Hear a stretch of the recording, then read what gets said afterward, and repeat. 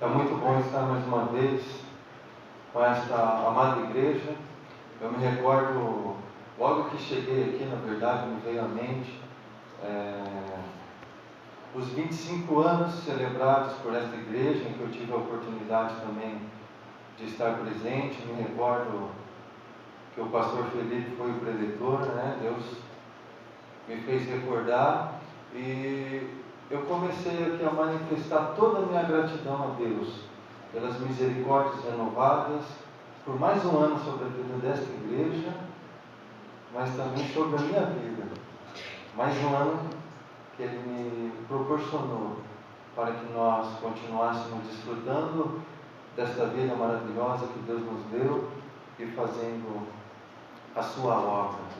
Em nome da Igreja Batista Esperança de Santa Teresinha de Itaipu, nós trazemos uma saudação e uma gratidão a Deus todo especial por mais um ano de vida que essa igreja tem celebrado. Certamente Deus tem abençoado, Deus tem cuidado da vida dessa igreja, continuará cuidando e fará muito mais em nome de Jesus. Amém, queridos?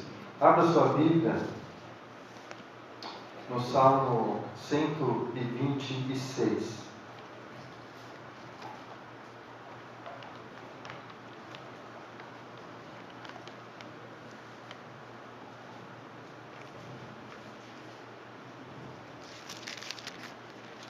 Salmo 126.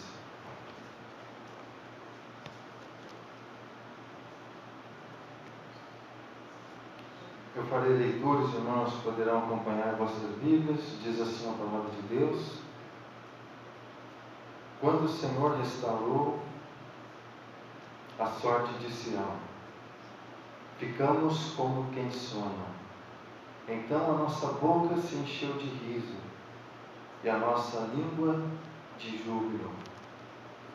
Então, entre as nações se dizia: grandes coisas o Senhor tem feito por eles. Com efeito, grandes coisas fez o Senhor por nós, por isso estamos alegres. Restaura, Senhor, a nossa sorte, como as torrentes no Neguebe. Os que com lágrimas semeiam, com júbilo ceifarão. Quem sai andando e chorando enquanto semeia, voltará com júbilo, trazendo os seus feixes.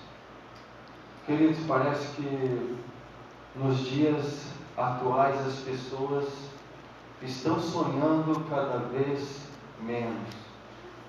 Alguém disse certa vez: nunca deixe os seus sonhos morrerem, porque uma vida sem sonhos é semelhante à vida de um pássaro com asa quebrada que não pode voar. Um pássaro que não pode voar tem uma vida muito limitada. Não somente isso, porque ele deixa de fazer aquilo que é a sua essência, mas também ele está muito suscetível aos ataques de outros animais, está muito suscetível aos perigos. Isso tem acontecido com a vida de muitas pessoas nos dias atuais, que não têm encontrado mais aquela alegria de sonhar, que não têm conseguido mais encontrar aquela capacidade maravilhosa que Deus coloca em nosso coração, quando Ele nos faz e nos ensina a sonhar e acreditar que aquilo que muitas vezes possa ser distante ou até mesmo impossível aos nossos olhos é possível, porque todas as coisas são possíveis para o nosso Deus. Muito provavelmente, meu querido, esse texto que nós lemos refere-se à libertação do povo de Israel do exílio ou do cativeiro da Babilônia. Foi um evento certamente memorável dentro da história do povo de Deus, conforme o livro de Esdras vai descrever muito bem. E foi um evento singular na vida daquele povo, porque foi para aquele povo e para aquele momento específico da história. Mas o seu significado ele é plural. Ele é plural porque ele serve para mim, ele serve para você, ele serve para todas aquelas pessoas que estão vivendo em meio às aflições, que estão vivendo em meio à escravidão, que estão vivendo em meio às privações da vida. Serve para todas aquelas pessoas que infelizmente não estão conseguindo mais sonhar. A cada dia que passa, infelizmente, parece que as pessoas têm perdido a alegria de viver, em decorrência de tantas coisas tristes que nós temos presenciado no dia a dia. E quando nós falamos então em relação aos filhos de Deus, em relação àquelas pessoas que são conhecedoras da palavra de Deus, parece que isso muitas vezes também tem influenciado a vida de muitos cristãos e a vida de muitas igrejas. Parece que tem aumentado o número de pessoas que têm vivido nas mesmas mesmices, nos mesmos conformismos, se contentando com qualquer coisa como que se fosse essa vida que Deus deseja para nós.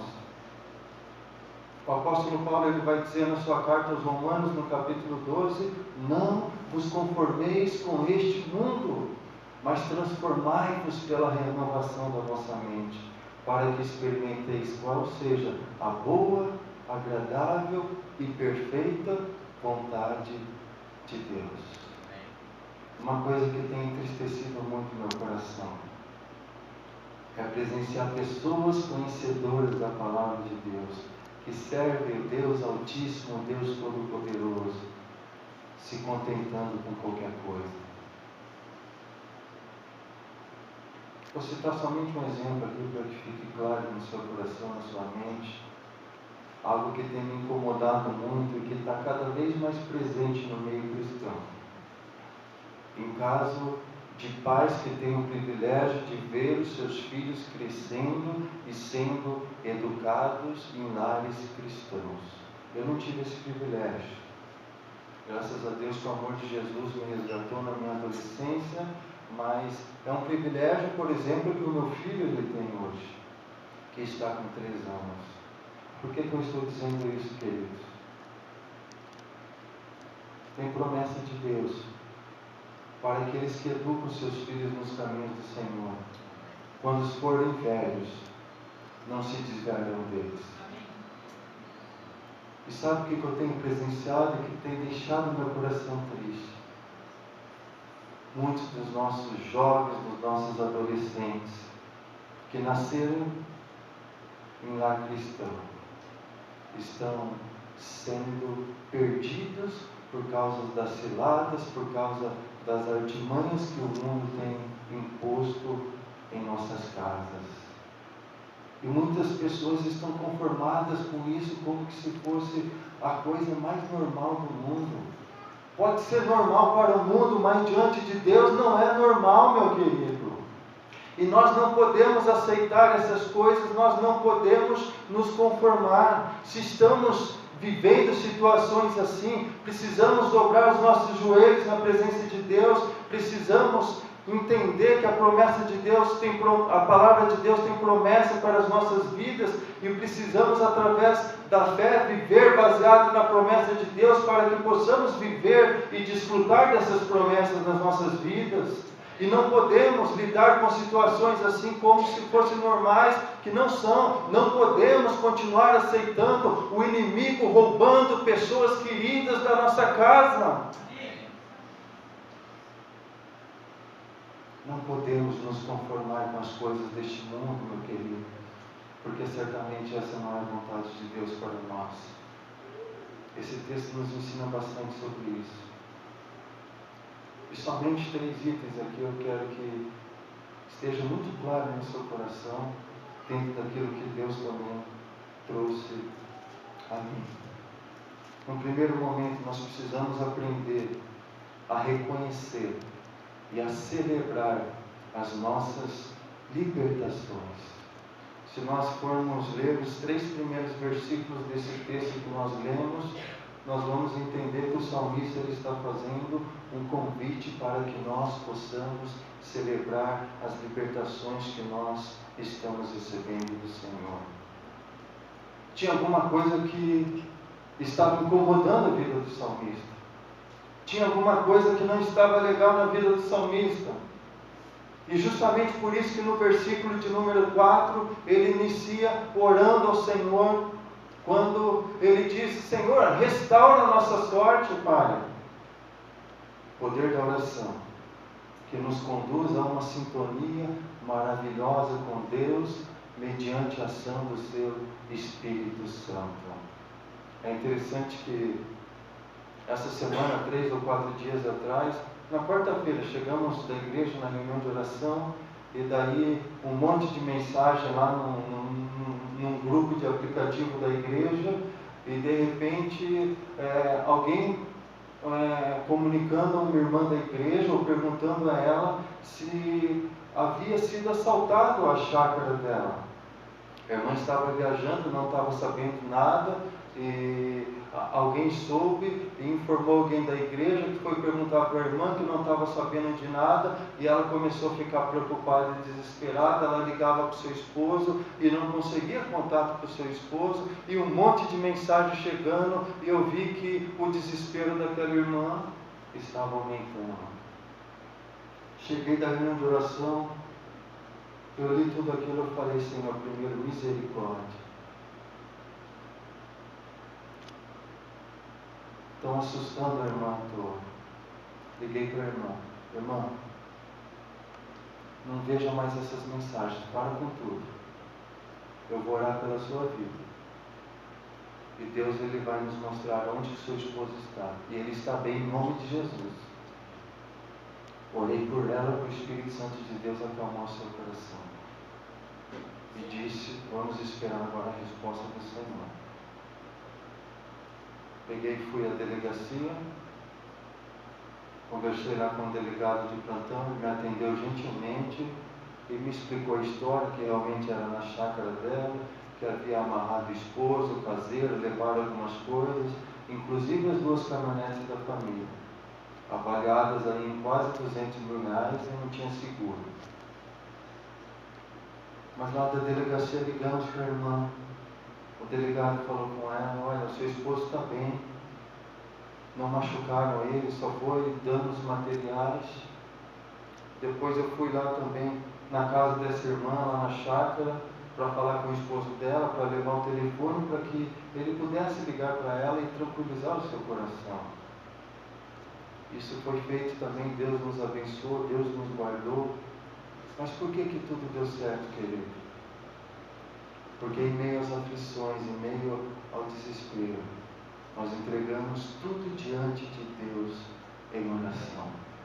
É justamente aqui que está acontecendo com o salmista também, quando num momento de aflição, quando num momento difícil de sua vida e do seu povo, ele inicia uma oração a partir do versículo 4, rogando para que Deus restaure mais uma vez a sorte sobre a vida do seu povo.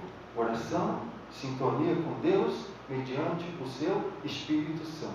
E daí o Espírito Santo de Deus, naquela oração, já coloca na mente do salmista: olha, lembre das obras maravilhosas de Deus sobre a vida do seu povo. Lembre tudo aquilo que Deus fez no passado e continua fazendo. E aí o que vem na mente do salmista? A libertação do povo de Israel do cativeiro babilônico. Aquilo inspirou, aquilo que certamente trouxe confiança, trouxe tranquilidade na vida do salmista. Por que, meu querido, que muitas vezes nós perdemos a vontade ou perdemos a capacidade de sonhar? Nós continuamos desejando algo, mas por esse algo ser muito difícil para nós, aos poucos nós vamos perdendo a nossa esperança. Na medida que vai demorando mais, na medida que esse algo, ou isso que nós desejamos, vai se tornando cada vez mais difícil, nós vamos perdendo a esperança. Uma vez que perdemos a esperança, nós vamos perdendo também a capacidade de sonhar. E é justamente isso que está acontecendo aqui com o salmista, é justamente isso que estava acontecendo na vida do povo de Deus quando estava cativo. Tinha boa parcela do povo que queria voltar para casa, que queria deixar a Babilônia e ir para Jerusalém, reconstruir a sua família, reconstruir a sua cidade. mesmo que com uma pequena parcela de esperança, porque aquele sonho estava cada vez mais distante na medida que o tempo ia passando. Era um sonho pequeno, uma esperança pequena, mas ainda parte daquele povo queria voltar para casa. Mas a história nos conta também que boa parte do povo não queria voltar para casa. Não queria voltar para casa porque já estava conformada com a Babilônia e não entendia que uma vida a partir da restauração de Deus em Jerusalém seria uma vida incomparavelmente melhor do que a que eles tinham na Babilônia. Mas Deus tinha um propósito para a vida do seu povo. Porque Jesus, o Filho de Deus que tira o pecado do mundo, ele precisava vir daquele povo remanescente, porque era propósito e era promessa de Deus. Aquele povo não iria acabar, porque Deus tinha um propósito para aquele povo. E Deus interveio na história. E Deus chegou no seu povo e disse: vocês vão voltar para casa sim, vocês vão voltar para Jerusalém sim. E como que Deus vai agir na história? O exército babilônico, muito temido, imbatível, vencia e prevalecia sobre todos. De repente vem a Pérsia, sob a liderança de Ciro, guerreia contra a Babilônia e vence a Babilônia. Era natural que aquelas pessoas que estavam servindo a Babilônia fossem servir a Pérsia, porque tornava o exército mais forte, o exército mais poderoso, tendo mais gente capaz, forte. Mas o que Deus faz? Ele está intervindo na história, porque Ele tem um propósito para o seu povo. O propósito é que o seu povo deixe Babilônia e volte para Jerusalém. E quando Deus quer intervir na história, ninguém pode conter o poder de Deus. Vocês vão voltar para casa. E Deus move o coração de Ciro, rei da Pérsia. Ele baixa um decreto lá no ano 536, 537, mais ou menos, e diz: os israelitas poderão voltar para casa. É quando o texto diz que entre as nações se dizia: grandes coisas o Senhor tem feito por eles. Muita gente continuou cativa, muita gente continuou vivendo na opressão, porque não era somente o povo de Israel que estava naquela situação, mas Deus moveu o coração do rei da Pérsia, porque Deus tinha um propósito para o seu povo. Ele baixou um decreto: os israelitas podem voltar para casa.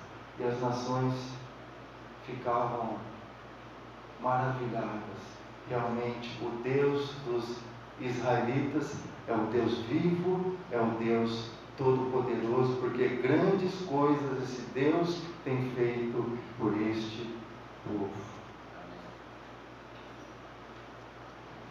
Meu querido, o texto vai dizer que eles saíam cantando de alegria, eles saíam felizes, porque eles estavam maravilhados com a ação de Deus sobre a vida do seu povo. Eu gosto de pensar em fé quando Hebreus no capítulo 11 vai falar sobre a fé. A nossa fé, ela inicia quando acaba a nossa capacidade humana. Eu tenho ensinado isso para a igreja, que nós precisamos aprender a viver sobre a fé e precisamos entender isso. A fé, ela começa quando toda a capacidade e os recursos humanos se esgotam. Certamente quando o povo estava cativo ali, certamente surgiu ali algum plano, algum propósito, alguma estratégia de fuga, ou algum plano de guerra, seja lá qual for, para que o povo de Israel pudesse ser liberto daquele cativeiro. Certamente alguém em determinado momento não estava suportando mais aquela opressão e planejou aos olhos humanos fazer alguma coisa para se ver livre daquele cativeiro. Mas todos os recursos foram esgotados, tanto é verdade que a maioria do povo não tinha esperança mais de voltar para casa, e os que tinham esperança, era uma esperança muito pequena. Por que eu estou dizendo isso, meu querido? Quando os recursos humanos se esgotaram, Deus, Ele interveio sobre a vida do seu povo. Deus, Ele pode nos fazer voltar para casa quantas vezes forem necessárias, mas nós precisamos entender que essa não é uma obra nossa, não é uma obra do homem, é uma obra de Deus. Todas as vezes que nós tentarmos fazermos a obra de Deus, nós vamos ter problemas, nós vamos ter decepções. Mas quando nós entendemos que aquilo que nós não podemos fazer, mas que é importante para nós, que Deus Ele pode fazer, e quando nós entregamos os nossos cuidados nas mãos do Senhor, certamente Ele vai intervir e vai cumprir com os seus propósitos e promessas para as nossas vidas. Outra questão que também me incomoda muito: murmuração e falta de gratidão e de reconhecimento por aquilo que Deus Ele tem feito e continua fazendo. Se nós colocarmos a nossa vida numa balança, todos os momentos alegres e tristes, momentos prazerosos e menos prazerosos ou turbulentos, nós vamos perceber, queridos, que os momentos de bênçãos e momentos de vitória certamente são muito maiores que os momentos de dificuldades. Tem um pouco sobre isso aí no pastoral, que está no boletim da igreja. Foi um ano com algumas dificuldades financeiras, judiciais, mas certamente essa igreja venceu, tem vencido e continuará vencendo, porque Deus é o Senhor desta igreja. As portas do inferno não podem contra a igreja do Senhor. Durante a história da Igreja Batista no Morumbi, certamente, principalmente os irmãos mais antigos, poderão constatar isso. Passamos por momentos difíceis, passamos por momentos delicados. Mas quando colocamos tudo na balança, nós percebemos que as bênçãos de Deus são incomparavelmente muito maiores que as aflições.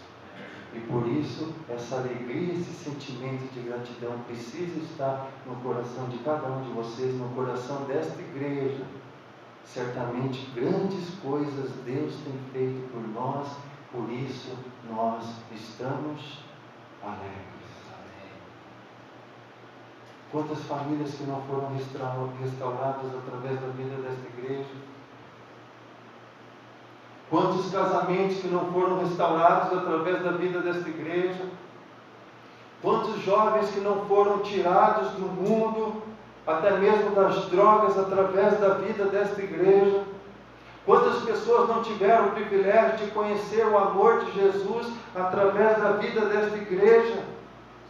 Poderia citar tantas outras situações aqui. Certamente Deus tem feito grandes coisas, e esse sentimento maravilhoso de gratidão e de alegria precisa ser cada vez mais forte na vida do povo de Deus. Reconhecimento de que Deus tem cuidado de nós, sim, e que tem feito grandes coisas.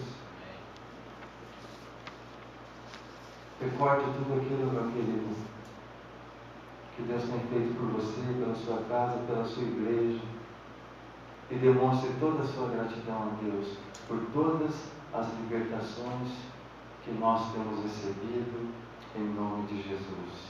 Segundo momento, eu quero dizer aqui que precisamos compreender que com Deus é possível sempre sonhar.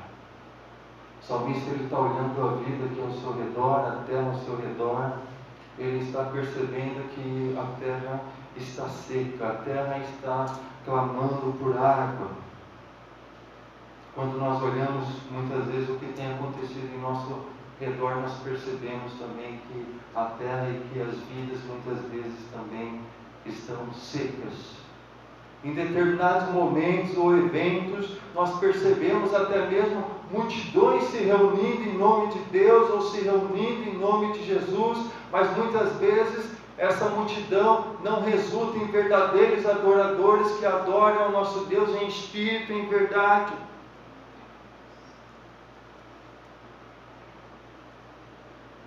Gente que fala em nome de Jesus, mas não conhece a salvação.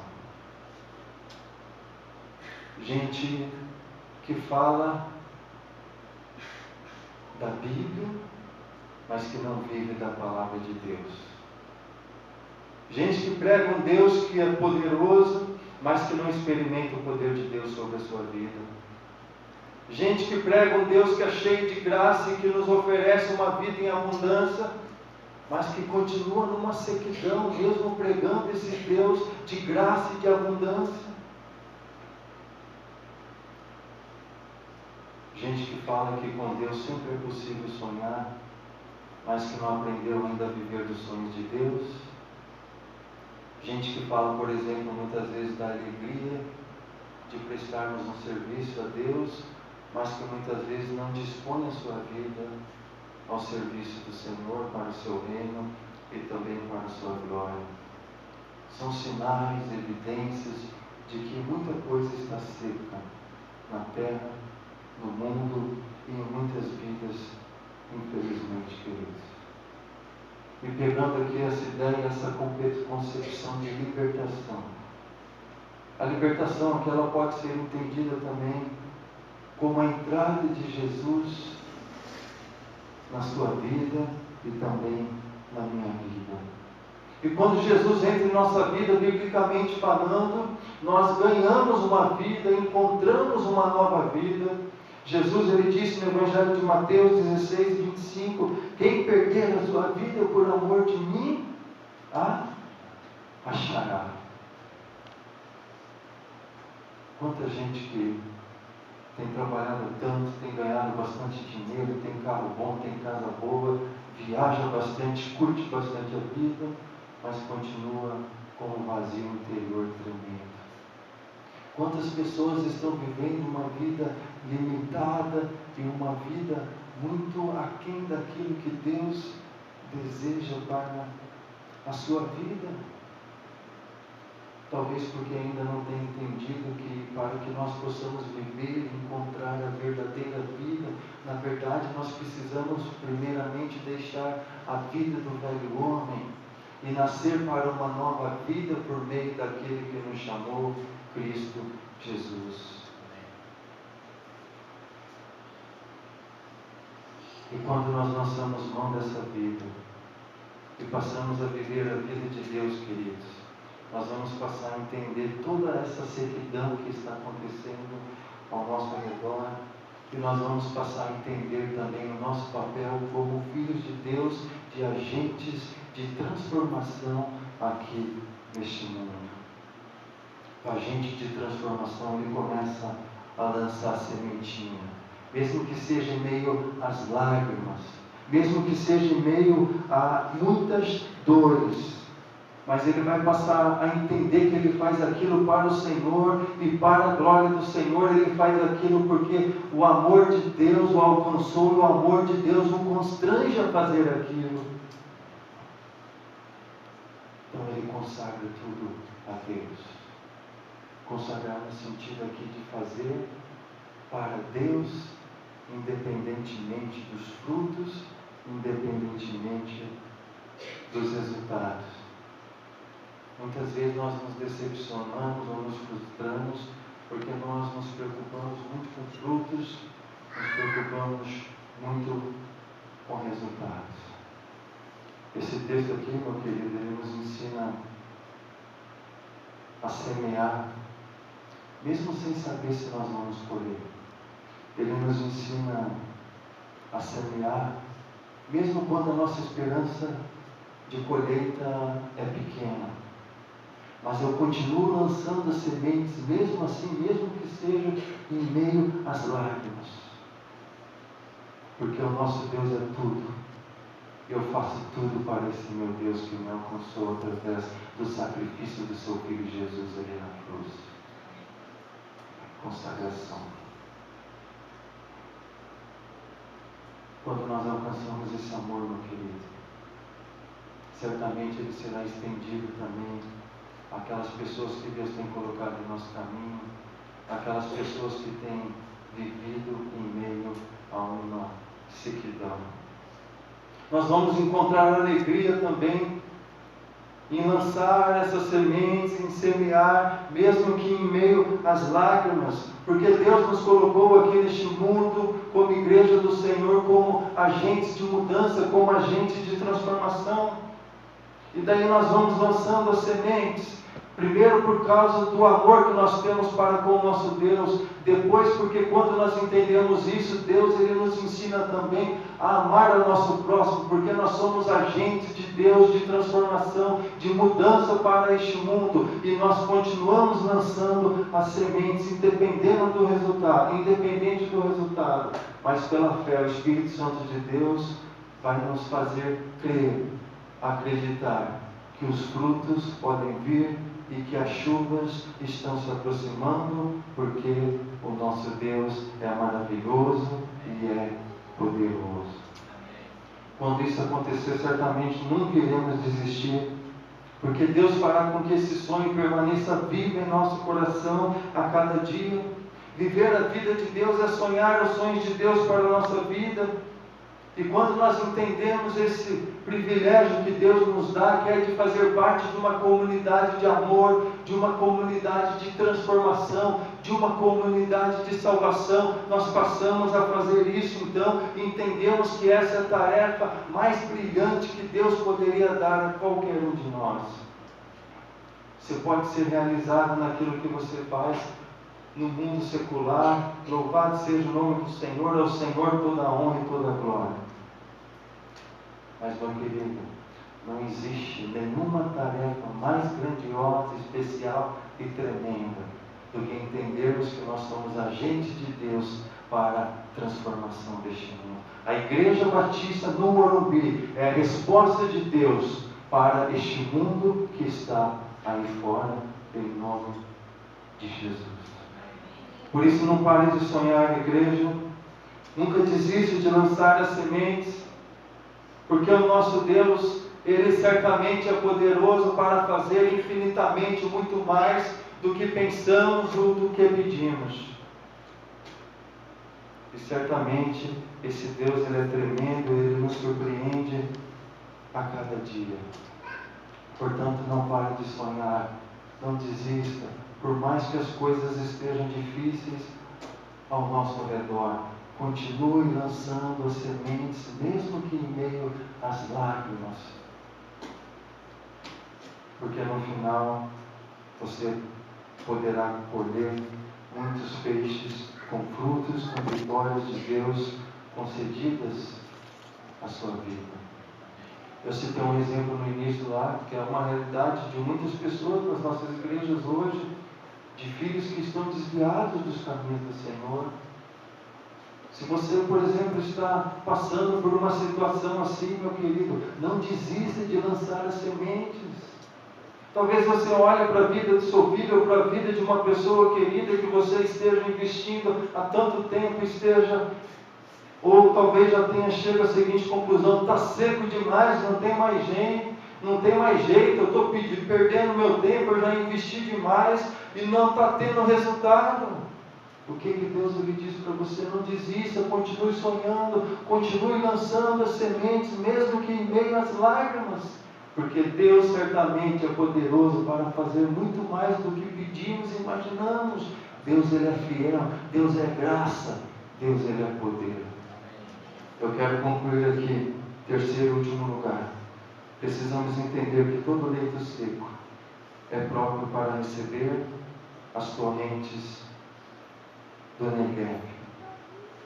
Queridos, nós vivemos numa região privilegiada, porque possuímos água e água em abundância.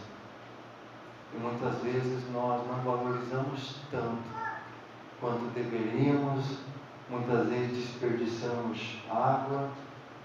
E é interessante que nas últimas férias eu estava conversando com um líder de uma das igrejas de adolescentes em Curitiba, uma igreja grande que foi fazer ali um trabalho missionário no sertão nordestino, e logo que aqueles adolescentes chegaram lá, eles se depararam com um problema muito grave, o problema da falta de água.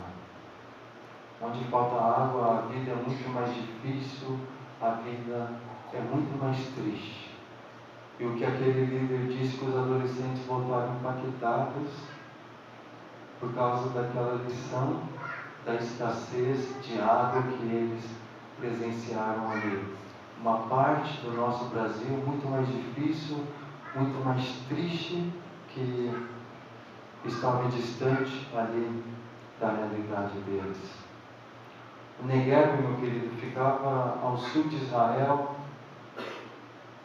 uma das terras mais secas, uma das terras mais áridas, é uma terra deserta, uma terra muito pouco povoada, porque praticamente não tem vida. Mas é interessante que na estação chuvosa, quando vem as chuvas fortes, elas caem primeiramente sobre os montes, elas passam a correr e a descer os montes, até que torna-se essa torrente de águas que vem saciar a sede daquele deserto e daquela comunidade que vive ali no Negueb. Desce dos montes, vai ganhando intensidade, vai ganhando força na medida que vai descendo. E pode chegar ao ponto de surpreender alguma pessoa, se ela estiver ali, por exemplo, no leito do rio, e quando formar aquele grande riacho, com grande força das águas, certamente poderá carregar aquela pessoa. Quando isso acontece, meu querido, aquele deserto, ele se transforma num verde maravilhoso, as flores nascem, os animais voltam para os campos para desfrutar ali daqueles alimentos, porque os pastores podem trazer novamente ali os seus rebanhos, porque o Negueb não é mais deserto, ele agora tem vida porque foi enviado chuva. Então aquela paisagem desértica, ela muda totalmente para uma paisagem florida e com abundância. O nosso Brasil ele está bastante seco, meu querido. Os campos do nosso Brasil, eles estão clamando por água. É justamente por isso que o salmista também ele faz essa oração a partir do versículo de número 4. Ele já recebeu a provisão de Deus em outros momentos, e o Espírito Santo de Deus trouxe à sua memória uma das libertações, que foi a libertação do cativeiro babilônico. Mas agora, através do Espírito Santo de Deus, o salmista naquela oração está entendendo que Deus pode fazer muito mais na sua vida e muito mais na vida do seu povo. E é justamente por isso que ele está orando: Senhor, restaura-nos, Senhor. Meu querido, repita aquilo que eu disse anteriormente. Não se conforme com as mesmices deste mundo. Não se conforme com uma vida limitada, com a vida que Deus não tem preparado para você. Deus ele pode fazer muito mais, e Deus ele quer fazer muito mais por você. E você pode fazer essa oração aqui que fez o salmista também nesta noite. Você pode orar, olhar para a sua luta, para a sua aflição, para o seu sofrimento, e fazer esse pedido a Deus do fundo do seu coração: restaura minha sorte, Senhor. Restaura nessa área da minha vida.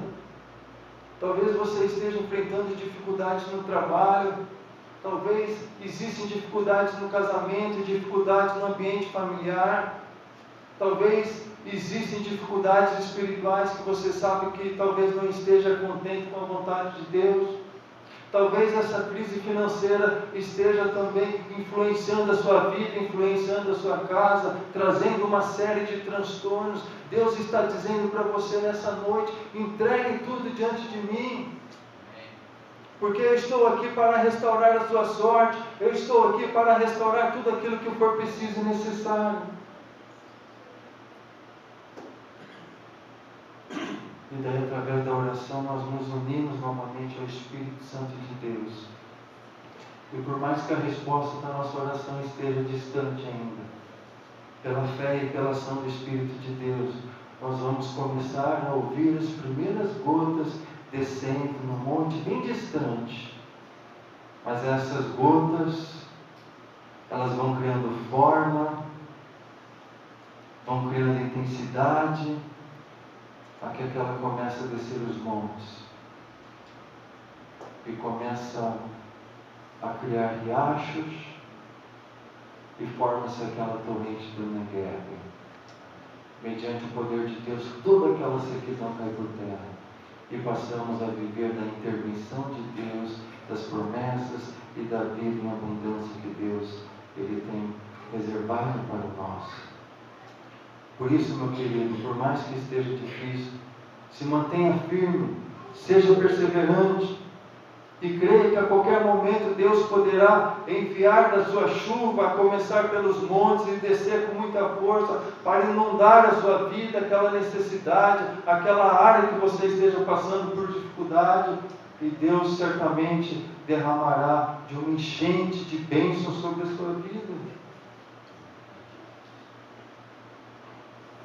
Último versículo que nós lemos: afinal, quem sai andando e chorando, enquanto semeia, voltará com júbilo, trazendo os seus feixes. Igreja Batista no Morumbi, queridos amigos, visitantes, precisamos aprender no primeiro momento a celebrar todas as libertações de Deus sobre as nossas vidas. Precisamos, no segundo momento, entender que com Deus é possível sempre sonhar. E quando nós entendemos isso, nós vamos lançando as lágrimas independente do resultado, porque nós fazemos isso por amor ao nosso Deus. Num último momento, nós precisamos entender que todo o leito seco ele é propício para receber as torrentes do Negev. No primeiro momento, um ambiente triste, muito deserto, falta muita vida. Mas quando Deus envia a chuva, as águas começam a descer os montes. Aquela comunidade, até então sedenta, começa a ouvir o ruído das águas e o coração já começa a mudar. Já começa a ser transformado. Deus está enviando vida. Deus está enviando água. Meu querido, igreja amada, muitas pessoas estão aí fora, numa sequidão enorme. Nós somos a resposta de Deus para essas pessoas aí no mundo. Que o Espírito de Deus lhe motive a falar do amor desse Deus. Que o Espírito de Deus aumente a cada dia a alegria de você fazer parte do corpo de Cristo, desta igreja ou de outra igreja que você faça parte. E que você entenda, meu querido, que você é a resposta de Deus para aquelas vidas que Deus tem colocado no seu caminho que estão secas, que estão sem sentido, que estão sem direção, que estão em desarmonia, que estão caminhando a passos larguíssimos para o vale da sombra da morte. Curva sua cabeça em nome de Jesus. Eu quero orar pela sua vida, eu quero orar pela vida desta igreja. Mas eu quero sair daqui que você entenda, meu querido. Deus, Ele quer usar a sua vida, assim como vai continuar usando a vida da Igreja Batista no Morumbi. Vocês são a resposta de Deus para o programa do mundo. Por isso não vamos nos conformar, queridos, com aquilo que não é de Deus e não pertence a Deus. Vamos lutar pelo amor do nosso Deus, vamos lutar pelo amor da nossa fé. Que as pessoas possam ver na vida desta igreja e na vida de todos nós o Deus vivo, o Deus que salva, o Deus que cura, o Deus que resgata, o Deus que é amor, o Deus que é justiça. E que as pessoas, ao verem isso, podem declarar: aquela mulher é uma mulher especial, aquele homem é um homem especial, aquele jovem é um jovem especial. É diferente, porque eles servem o Deus Todo-Poderoso, e Deus tem feito grande coisa por eles. Em nome de Jesus. Pai, eu quero te entregar a vida de cada irmão e irmã que aqui está. Nos incentive, nos motive cada vez mais, Senhor, para que possamos, ó Deus, com muito amor, lançar as sementes, mesmo que em meio a muitas lágrimas. Por mais que o ambiente seja de sequidão, por mais que o ambiente seja muitas vezes desencorajador, Pai, que não venhamos desistir, Senhor, porque nós somos respostas, Senhor, para o mundo, resposta do Senhor para o mundo. Somos instrumentos do Senhor para o mundo, Pai. Que nós possamos levar água aos sedentos, em nome do Teu Filho amado Jesus, Pai. Usa as nossas vidas, usa a vida da Igreja Batista do Morumbi cada vez mais, Senhor. Usa a agência do Senhor que está espalhada por toda a face da terra, Senhor. Faça-nos entender como Igreja do Senhor que a honra maior que nós podemos receber é de dedicar, de consagrar a nossa vida ao Senhor, ao seu serviço, em nome de Jesus, Pai. Louvado seja o nome do Senhor mais uma vez pela vida desta igreja, Pai. Obrigado porque certamente, Deus, podemos declarar que grandes coisas o Senhor tem feito pela vida deste povo. Abençoe a vida da família pastoral, abençoe a vida de cada membro, de cada congregando, Pai. Que a sua saúde cresça cada vez mais e que Cristo Jesus possa habitar de forma cada vez mais profunda em cada coração, Senhor. E que essa igreja continue, Deus, restaurando, sarando, transformando e sendo usado pelo Senhor para o resgate dos perdidos, Pai. Em nome de Jesus. Amém e amém. Parabéns, Deus abençoe. Obrigado pelo convite, toda a minha gratidão a Deus e a esta igreja pelo carinho. Que Deus abençoe em nome de Jesus.